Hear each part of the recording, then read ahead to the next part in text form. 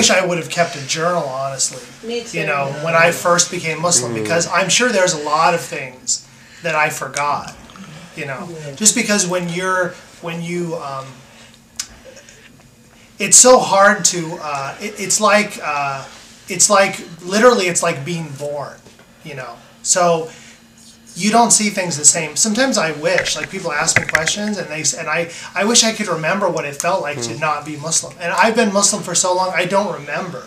Like I work in a company where it's all Americans and whatever, and honestly, I hear they talk about like going to the bar and going to disco, whatever. And I remember a time when I was doing that, but it's been so long that I don't remember what was pleasurable about that. Like now, when I hear them, I just feel sorry for them. Like, why would you do that? It's so stupid. I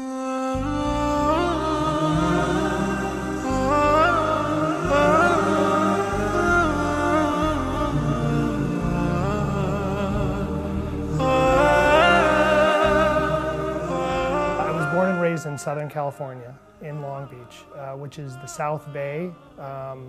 It's pretty close to the ocean, so it's a not a stereotypical Southern California community, but it's not Beverly Hills 90210, but it's, you know, I guess compared to most places in the world, it's fairly upscale. And we lived in different areas, but, you know, in my childhood, we lived in a fairly white, affluent area of Long Beach, California. I was raised, you know,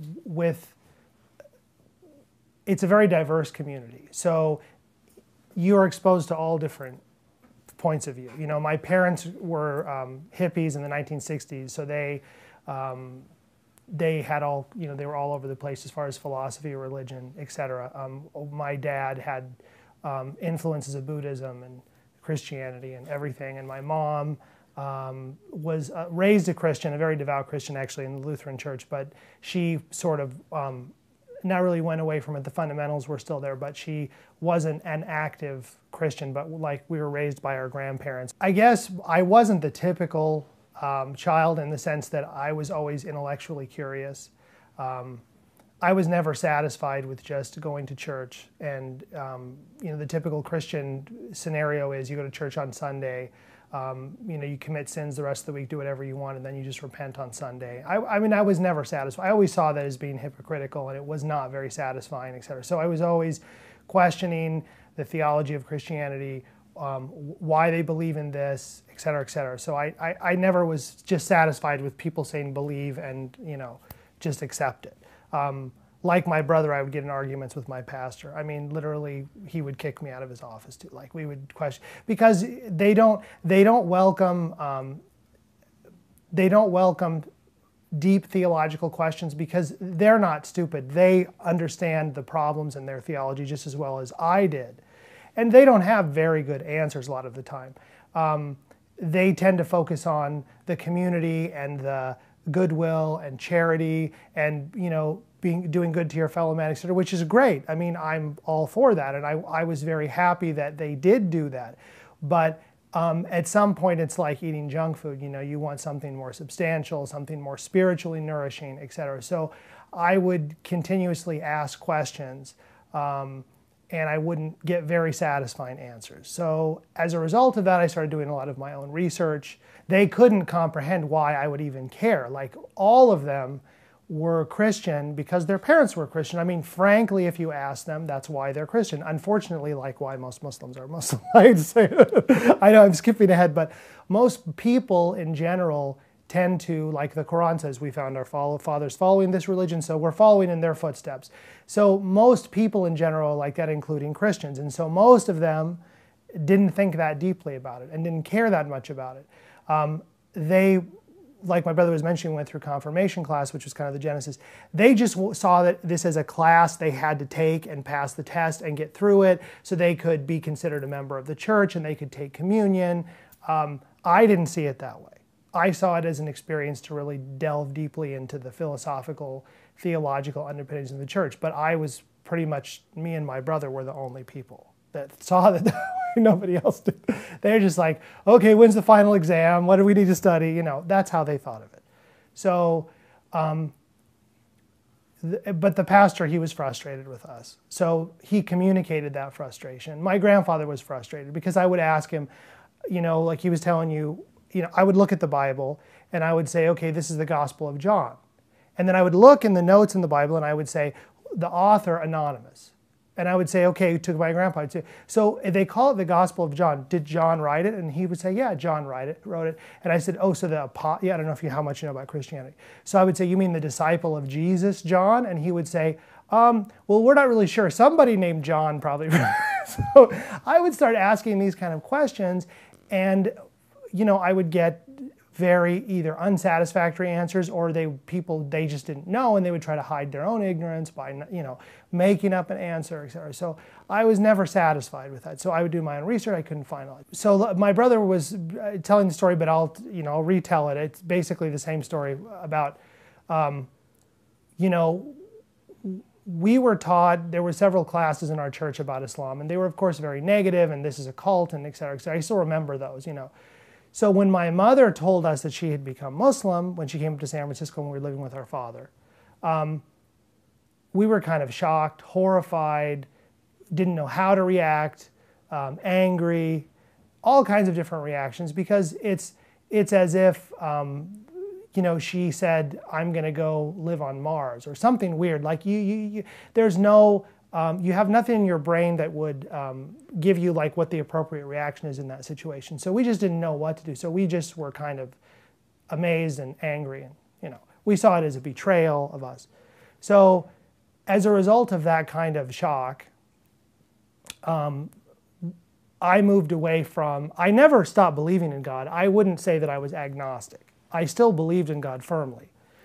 But I wasn't so sure that there was any organized religion that was true or correct. I thought all religions were, it's a mistake that a lot of people make. I assumed that all religions were like Christianity, where at some point there was some grain of truth, divine truth that came down. But it had all been corrupted, and it was made by people, and they made it just to control people, and they weren't really interested in pursuing truth. It was just about control and power and those kind of things.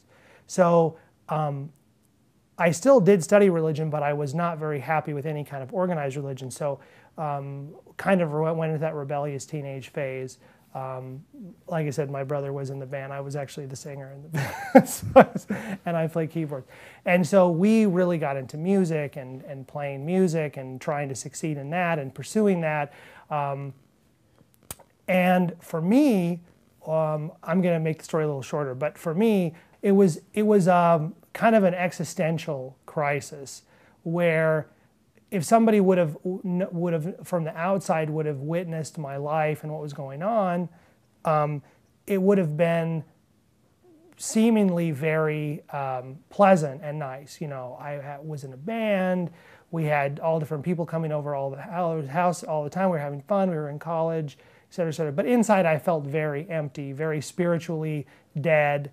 I remember at some point I was listening to music and I was watching the smoke. I think I was smoking a cigarette or something, and I was watching the smoke, go out of the ashtray, and I was thinking, I wish I could just like fade away, just like the smoke. I wish I could just. I never thought about killing myself, but I just thought, I wish somehow I could just disappear. I wouldn't exist anymore, because I didn't see existence as, I saw it kind of as pointless, because there was nothing really fulfilling in my life. It was just going through the motions and going through these series of exercises that didn't really result in any kind of spiritual nourishment at all. So, and I was always looking for that, and I just wasn't finding. I found my life just very unsatisfying. So, my brother came, to the session, right, where we were supposed to do our recording session, and of course, I never talked to the person he said. So I was thinking, okay, finally, we're going to do it. So I was really excited about it. And suddenly he unplugs his guitar, throws it, walks away. And I was just like, what is going on? And I was the leader of the band, so I was even more angry than anybody. I was the one who was really yelling and saying, what are you doing? We've been preparing for this literally for years. We have like, this guy's ready to give us money for a recording contract and all this other stuff. So what's wrong with you? So he told everybody. And it was amazing. Like, I wish I would have recorded it, because he was sitting there perfectly calm, composed, explaining I've become Muslim and here's why. And And I was just like, I wanted to punch him. I mean, people had to hold me, but I mean, I literally was, I mean, and I'm not a violent person, but I was extremely violently angry. And I said, what are you talking about? How could you, whatever. So I said, I'm going to prove to him that this is wrong. I mean, my whole thing was, I mean, when I get angry, but then I get calm and I'm like, okay, you want to become Muslim? I'm going to prove you that this is wrong. So I remember I'd read, my mom had given me like books about Islam, whatever, and I never really read, I mean, I read like some books of hadith, and I never really took it seriously though. I said, I'm not doing anything else. I'm calling off of work. I'm going to stop the band. I'm going to do everything. And I said, I'm going to read the Quran cover to cover. And I'm sure, because I'd done this with the Bible before, I'm sure I will find contradictions. I'm sure I will find a way to disprove it. But what I said, and the key to this all was, and I don't know where this inspiration came from, but I said, if I'm going to do this, what I have to do first is I have to have a very clear mind when I do this. So I stopped whatever I was doing that you can probably imagine, that, chemical things. It's like, I'm going to stop anything that would alter my judgment or my reason, and I'm just going to sit here as long as it takes, and I'm going to read the Quran. And I was determined to do this. And really, subhanAllah, what's amazing is, so while he was introduced to Islam and he became Muslim because of this conversation, I feel like what introduced me to Islam was literally the Quran. And of course, in English, I couldn't read Arabic, didn't understand anything about Arabic. So was the Yusuf Ali, English version of the Quran. But as I started reading it cover to cover, because you have to understand too, the Bible, no one reads it cover to cover. They just quote certain verses and then they give all kinds of pop psychology from Oprah Winfrey and this person and whatever and that.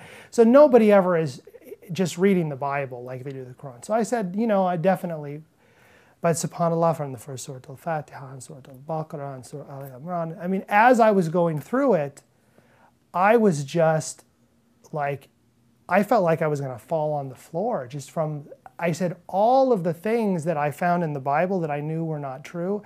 It's like, here's the Quran coming and correcting it and even explaining more. I mean, more than I could have ever imagined would be in a book was in that book. It was as if Allah subhanahu wa ta'ala, as if God was reading my thoughts and telling me, okay, you've been thinking all this. Okay, I'm going to give you the answers right here. Here's all the answers you've been searching for. Here you go, 1, 2, 3. And subhanAllah, and I remember for about a week, I didn't do anything else. I didn't go to work. I didn't go to school. All I did was just read the Quran. And by the end of that time, I mean, I just said, this has to be the truth. I mean, there's no human being could write a book like this. It's impossible. No person could have ever come up with this. It has to be from God. It's too comprehensive. It's too amazing. It speaks directly to your heart in a way that nothing else does. Nothing else could, After I had pretty much, I mean, in my heart, I knew that I was going to become Muslim. But I said, I have to do my due diligence. I don't want to just have this be an emotional reaction, because I was very emotional. And I was like, I don't want this just to be an emotional reaction. So I need to make sure I understand what I'm doing. So I went and I talked to the person that he talked to.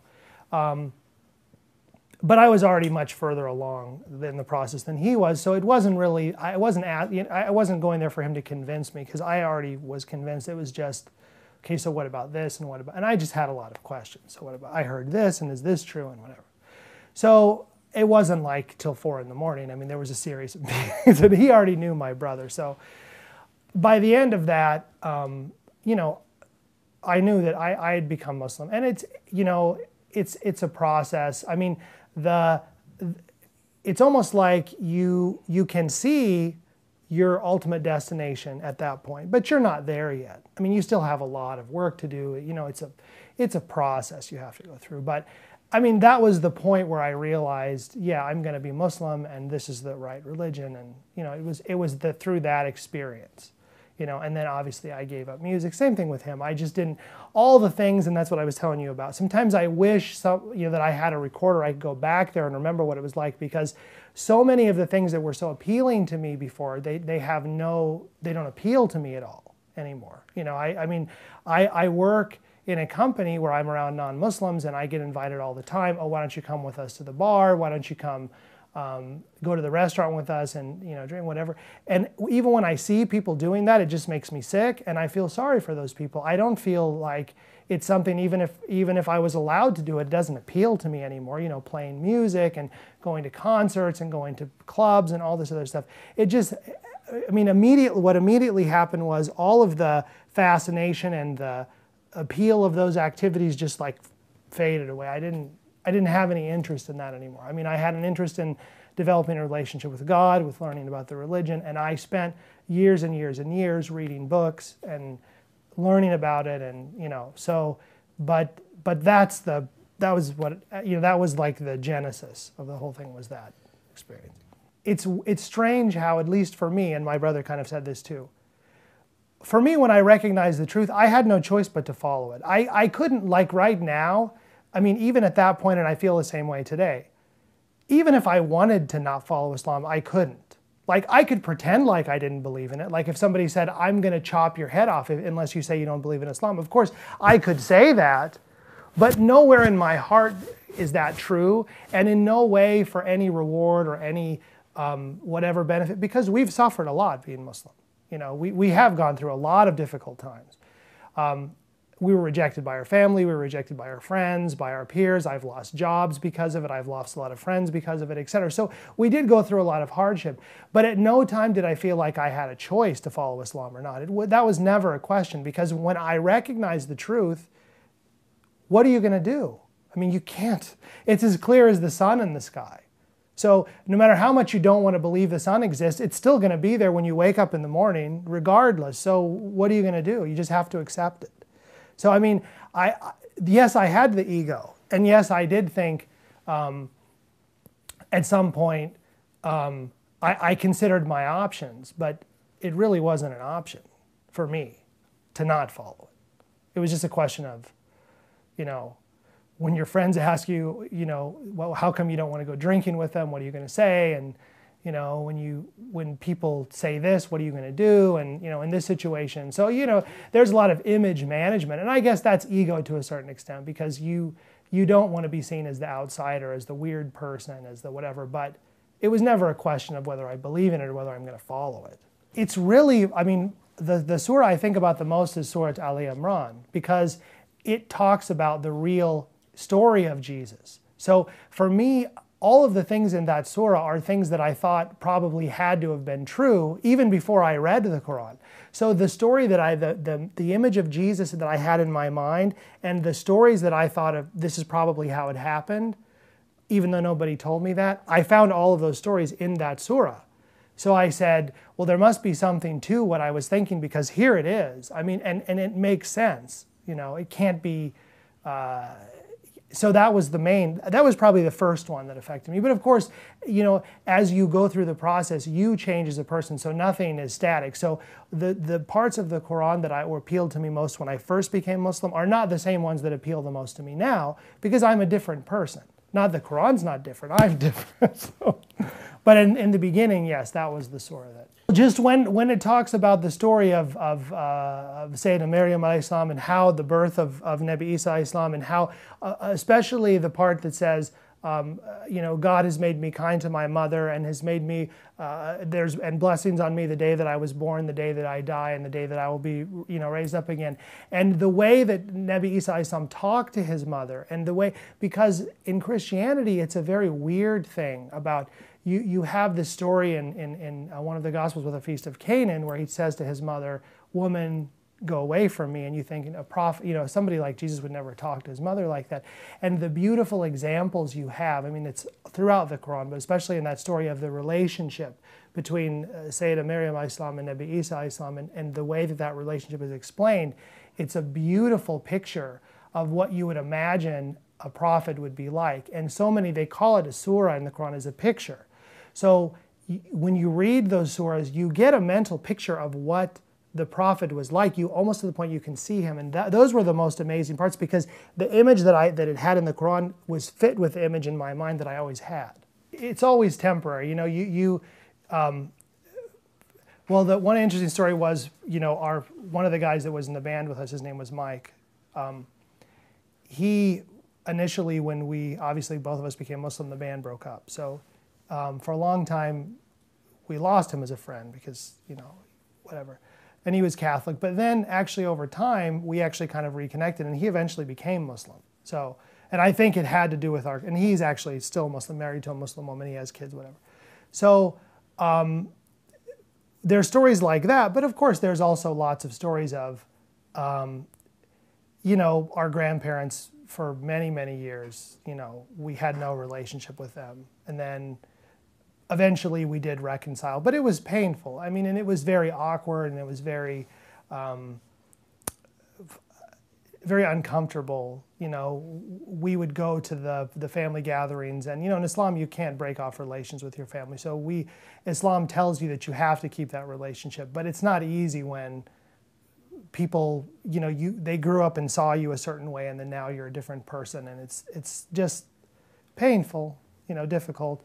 You know, I work for, I'm not going to say what company, but I worked for a large company before 9/11. You know, now I'm pretty much doing taqiyya at work. Before 9/11, I was pretty open about the fact that I was Muslim, and you know, people told me that, you know, you're never going to go anywhere in this company because you're Muslim, and they eventually fired me. They found an excuse to fire me. So I mean, you know, those kind of things happen, but of course, those things are nothing compared with the joy that you get from being a Muslim and living as a Muslim and progressing spiritually. I mean, if you, you know, the person that's found Allah subhanahu wa ta'ala, that's found Islam, whatever else he lost because of that is nothing. You know, it's inconsequential.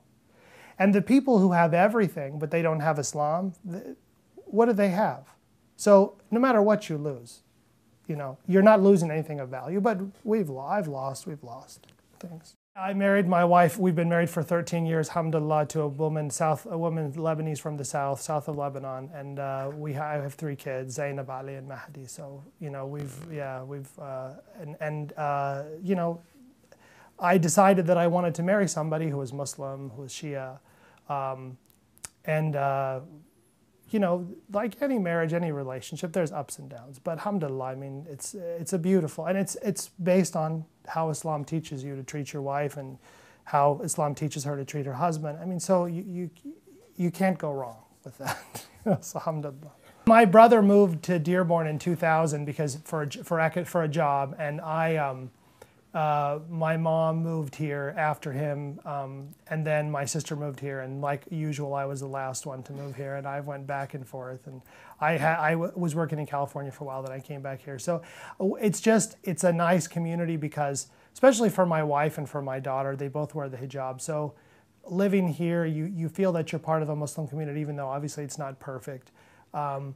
And when my wife and my daughter go out in public, you know, nobody looks at them weird or harasses them or anything. So it's more comfortable. We live in a predominantly Muslim area, so you feel more yourself. You feel more comfortable being yourself, and you know, then you don't have to always hide your identity. And it's natural that if someone is Iraqi, their parents would want them to marry somebody who's like them. There's nothing wrong with that. In Islam, it didn't come to eliminate culture. It just came to perfect it. It came to make it better. So we as Americans, especially white Americans, it is more difficult for us because we don't have a lot of potential spouses to choose from. You know, there are other revert Anglo-American women who are converts that I was introduced to. It just didn't click. People are people, and you know, I understand why Pakistanis want their kids to marry Pakistanis, Iraqis want them. There's nothing wrong with that. I don't have any objection to that. But and it wasn't easy for me to find my wife, and I had to you know, use my skills and my and I had to go through uncomfortable situations and things. I mean, that's part of life, you know. Don't be, I'm sorry, don't be a wimp. I mean, if you've chosen a religion, it's much more difficult to become a Muslim and to reject your whole society and everything else than it is to find a spouse from a different culture. It's not easy, But you know, you can do it. Just get a little bit of courage and just keep working at it. And it's not that hard. And I'm sorry, this is kind of a sore subject because like him, I used to go on Shia Chat. And one of the reasons I stopped going on Shia Chat is because every person, I was a moderator for a while, and every person that would be about this subject, they would say, oh brother, I'm having such a hard time getting married. Can you please help me? I'm a revert. And I'm just thinking to myself, it's really not that hard. I don't know why you guys are having such a hard time with it. It's like anything else. It's not easy to get a college degree. It's not easy to find a job. It's not easy to buy a house. A lot of things in life are hard. You just have to keep working at it.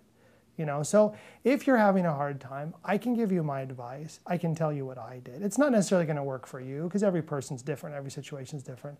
I'll try to help, but have faith in God. Say dua. Try to be a better person, you know, because if you want to attract somebody, you have to be attractive. I don't mean physically attractive. I mean, you have to perfect your iman. You have to, you know, be able to exist in the society as a person of substance, as a person who's knowledgeable. If you do that, you're going to find people are going to be attracted to you, all different kinds of people. So try to make yourself that kind of person. You know, don't just complain about, oh, I can't find a spouse. Reverts, they complain a lot. I'm sorry, some of them. So, and I have some sympathy for them. But you know, when I became a Muslim and we became Muslim in the 1980s, I'm sorry, there was no internet. If we wanted to get a book about Islam, we actually had to go find a bookstore, go to a book table, and buy an actual book and read it and spend our own money to buy it. And we had to go seek people out and find people we didn't have the internet. We couldn't just go and do a Google search and find it. It was difficult. We really had to put forth a lot of effort to learn about Islam. So people today, it's much easier. There's a lot more information available. It's easy to find things out. You know, and I would say the same thing about Americans who don't know about Islam, who are missing the wonderful opportunity to learn about Islam and become Muslim. That's your fault because there's plenty of information available. Challenge yourself. Try to grow and progress as a person intellectually. Don't be satisfied with your situation. Don't be satisfied just with working, going to your job 9 to 5, coming home, sleeping, going to the bar, going to the disco, spending all your money. I mean, don't be satisfied with that life. That's not life. That's not living. Don't, you know, so make yourself feel uncomfortable sometimes. Do things that you're not sure about. Make mistakes. You know, ask questions that you think people are going to like. I mean, put yourself out there, you know. So I just, yes, it's true that sometimes I've had reverts tell me that, well, I went to the mosque and the people, they were nice and everything, but they seemed kind of uncomfortable because whatever. Well, yeah, if you're sitting in the room and an elephant walks in, you're going to think it's kind of strange. I mean, there's not, most mosques, unfortunately, are predominated by one particular group. You have the Iraqi mosque, you have the Lebanese mosque, you have whatever. So somebody who's not from that culture when they come in, I mean, people are not going to be mean to you. I mean, I never had an experience in a mosque where anybody was mean to me. But yes, it's going to be, you're going to be the unusual person. Fine, okay, but take that as an opportunity to grow as a person, to grow spiritually. Don't see it as a barrier. You know, and I don't think everybody should be accommodated in every request they have because it makes you weaker to some extent. Try to become a strong person rather than asking everybody to roll out the red carpet for you. You know, the early Muslims didn't have it easy. They had it much harder than we did. They suffered much more than we did. Am I going to compare myself to Imam Hussein alayhi salam? No, of course not. So, I mean, you're not going to have to go through that. You're not going to go through close to that. So, you know, man up. Well, there's two parts to that question. You asked, are there triggers, and then could I be a trigger? Yes, I could be a trigger. But I think it's not necessary for me to be a trigger. There's plenty of other triggers. When the Boston Marathon bombing happened, the tragic, horrible event, and these crazy idiots who did this, people should say, is this what Islam is? They say these people are Muslim. So where in Islam does it tell people that they should find out about it? This is a trigger for you. It should trigger you to think. I mean, it's a horrible, tragic event. What happened in London when the person was beheaded? What happened well, I don't want to go into 9/11, but what happened with there's lots of triggers, you know. You're confronted constantly in your life with things that don't fit the narrative that you've constructed in your own head about reality. That's constantly happening to everybody. most people choose to, instead of investigating it, instead of looking into it. And I'm sorry, I've always done that. I'm not bragging about myself, but I've made a lot of mistakes and done a lot of wrong things too. But I've never been afraid to question my beliefs and to question what I believed about the world. And so if people don't do that, it's a choice. You know, there are triggers. There are things all the time that should make you question. You know, how could I be a trigger? I mean, like my brother, I've been involved in numerous different activities. I'm not currently involved in anything actively right now. But since I've been a Muslim, I mean, it's hard to even remember how many different projects I've been involved in. We've tried to start Islamic schools here. I'm a business person, so I've done business plans, tried to help them with that, with their financials, and I've done different things like that, acted as a consultant, and I've written plays before and had plays produced. I had a play produced about Imam Hussein alayhi salam and other things. So I mean, I've written a book also, and it's basically about the concept of the Jihad al-Akbar and talking about how that and how that filters through Islam and the theological foundation of that, and how that basically talking about that through the lens of American culture and whatever. But I mean, it's still a work in progress. It's whatever. But I'm not here to promote myself, because there's people that are much more knowledgeable than me that should be on TV, that should be talking, that are much smarter than me. But I could be a trigger and I could contribute in some small way. Inshallah, I can to this. But it's not necessary for me to do that. You know, I mean, like I said, there's people have lots of opportunities. The most important thing is the purity of your intention and of your niyyah.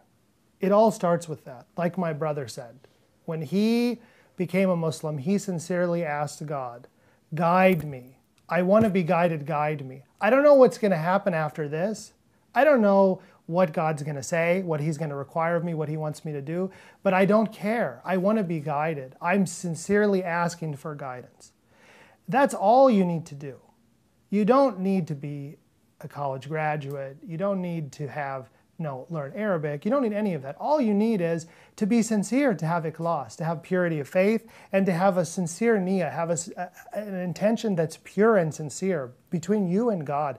Forget what everybody else thinks.